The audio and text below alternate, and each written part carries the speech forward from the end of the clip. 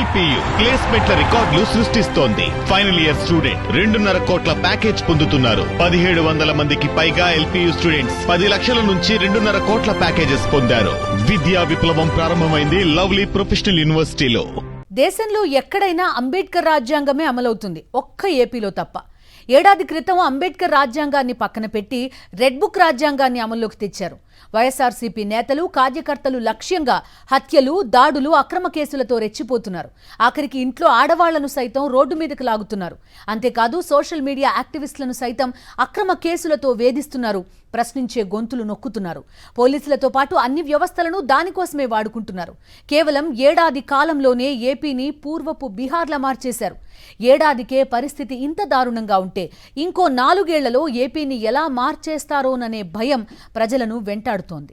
మంచి పరిపాలన అందిస్తారని అధికారం చేతిలో పెడితే రాష్ట్రాన్ని రావణ కాస్త్రంలా మారుస్తున్నారు. రెడ్ బుక్ పేరు చెప్పి కక్ష సాధింపు పాలన కొనసాగిస్తున్నారు. ముందుగానే ప్రత్యర్థుల పేర్లు రెడ్ బుక్ లో రాసుకొని వారి కోసం ప్రత్యేకంగా అక్రమ కేసులు సృష్టించి జైలులోకి నెడుతున్నారు. ఏడాదిలో వీళ్ళు చేసిన మంచి పని ఒక్కటంటే ఒక్కటి లేదు.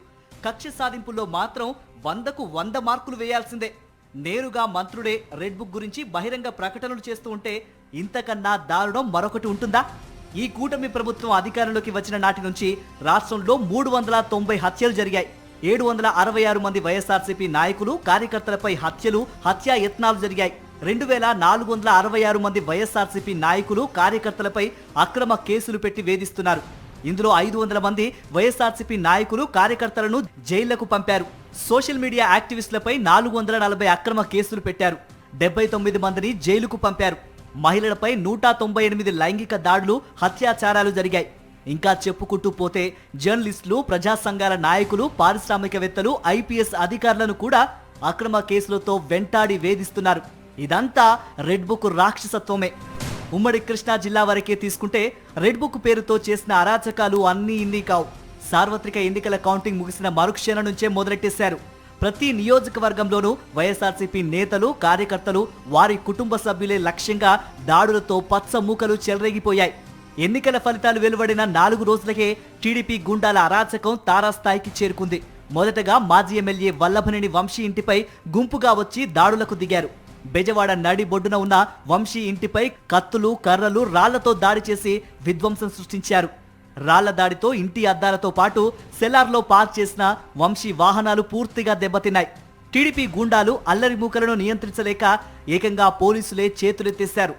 దాదాపు 4 గంటల పాటు టీడీపీ రౌడీ మూకలు వంశీ ఇంటి పరిసరాల్లో రణరంగం సృష్టించాయి. చివరకు కేంద్ర బలగాలను రంగంలోకి దింపి పరిస్థితిని అదుపులోకి తీసుకువచ్చారు. నిజానికి అక్కడ దాడి జరుగుతుందన్న విషయం పోలీసులకు ముందే తెలియదా? ఓ రౌడీ గుంపును పోలీసులు అదుపు చేయలేరా? ఒక మాజీ ఎమ్మెల్యేను ఏకంగా హత్య చేయడానికి ప్రయత్నం చేస్తుంటే కళ్ళప్పగించి చూస్తూ ఊరుకోవడమేంటి? ఇలా దాడి చేసిన గుంపుపై హత్యాయత్నం కేసులు పెట్టి జైలులోకి నెట్టాలి కదా. కానీ ఇప్పుడు ఆ టీడీపీ రౌడీలంతా స్వేచ్ఛగా బయట తిరుగుతున్నారు. అది ఆ టీడీపీ గుండాలకు రెడ్ బుక్ రాజ్యాంగం కల్పించిన స్వేచ్ఛ. ఈ దాడులతో కొందరి పగ, కక్ష చల్లారలేదు. అందుకే వల్లభనేని వంశీపై అక్రమ కేసులు పెట్టడం మొదలుపెట్టారు. 2025 ఫిబ్రవరి 13న కిడ్నాప్ దాడి పేరుతో వంశీని అక్రమంగా అరెస్టు చేశారు. అంతే, అక్కడి నుంచి కేసుల మీద కేసులు పెడుతూనే ఉన్నారు. ఒక కేసులో బెయిల్ రాగానే మరో కొత్త కేసు తెరపైకి తీసుకొస్తున్నారు. ఇప్పటికే ఆయనపై 8 అక్రమ కేసులు పెట్టారు. సుమారుగా 100 రోజులకు పైగా ఆయన జైల్లో రిమాండ్ ఖైదీగానే ఉన్నారు. ఓ పక్క తీవ్ర అనారోగ్యంతో వంశీ బాధపడుతున్నా వేధింపులు మాత్రం ఆపడం లేదు. సరైన వైద్యం అందకుండా కుట్రలు చేస్తున్నారన్న అనుమానాలు కూడా కలుగుతున్నాయి. కూటమి నేతలు ప్రభుత్వం ఏర్పడిన దగ్గర నుంచి ఎంత దుర్మార్గంగా వ్యవహరిస్తున్నారో వంశీపై జరుగుతున్న వేధింపులే ఒక ఉదాహరణ. వల్లభనేని వంశీతో పాటు మాజీ మంత్రులు కొడాలి నాని, పేర్ని నాని, జోగి రమేష్లను సైతం అక్రమ కేసుల్లో ఇరికించి కూటమి ప్రభుత్వం పైశాచిక ఆనందం పొందుతోంది. కేవలం వైఎస్ఆర్సీపీ నేతలే కాకుండా వారి ఇళ్లలోని మహిళలపై సైతం అక్రమ కేసులు పెట్టి రోడ్డు మీదకు లాగుతోంది. ఏడాదిగా కూటమి ప్రభుత్వ వైఫల్యాలను ప్రశ్నిస్తున్నందుకు మాజీ మంత్రి పేర్ని నానిపై కక్ష సాధింపుతో ఆయన కుటుంబానికి చెందిన గోదాముల్లో తనిఖీలు నిర్వహించారు. ఏకంగా 4500 బియ్యం బస్తాలు తగ్గాయని అధికారులు ఏకపక్షంగా నివేదిక ఇచ్చేశారు. సాధారణంగా గోదాములకు బియ్యం బస్తాలు తీసుకొచ్చినప్పుడు తేమ శాతం అధికంగా ఉంటుంది. దాంతో బియ్యం నిల్వలు బరువు ఎక్కువగా ఉంటాయి. కానీ గోదాముల నుంచి బియ్యాన్ని తరలించేటప్పుడు తేమ శాతం తగ్గుతుంది. దాంతో బియ్యం నిల్వల బరువు తగ్గుతుంది. ఇది సహజం. అయినా అక్రమ కేసులు పెట్టడమే ధ్యేయంగా 1,68,00,000 రికవరీ చెల్లించాలంటూ నోటీసులు ఇచ్చారు. ఆ మొత్తాన్ని పేర్ని నాని కుటుంబం చెల్లించింది. నోటీసులకు వ్యతిరేకంగా కోర్టును ఆశ్రయించింది. రికవరీ మొత్తం చెల్లించేయడంతో నిబంధనల ప్రకారం ఆ వ్యవహారానికి అంతటితో ఫుల్ స్టాప్ పెట్టేయాలి.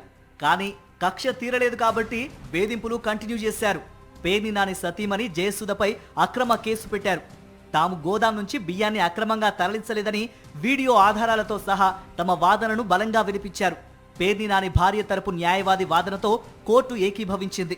ముందస్తు బెయిల్ కూడా మంజూరు చేసింది. రెడ్బుక్ వేధింపులకు కోర్టు దగ్గర బ్రేక్ పడ్డంతో ఇదే కేసులో పేర్ని నానితో పాటు ఆయన కుమారుడు పేర్ని కిట్టును ఇరికించే ప్రయత్నం చేశారు. అధికారులను మరోసారి పేర్ని నాని గోదాములకు పంపించి మరో 1,67,00,000 చెల్లించాలంటూ నోటీసులు ఇప్పించారు.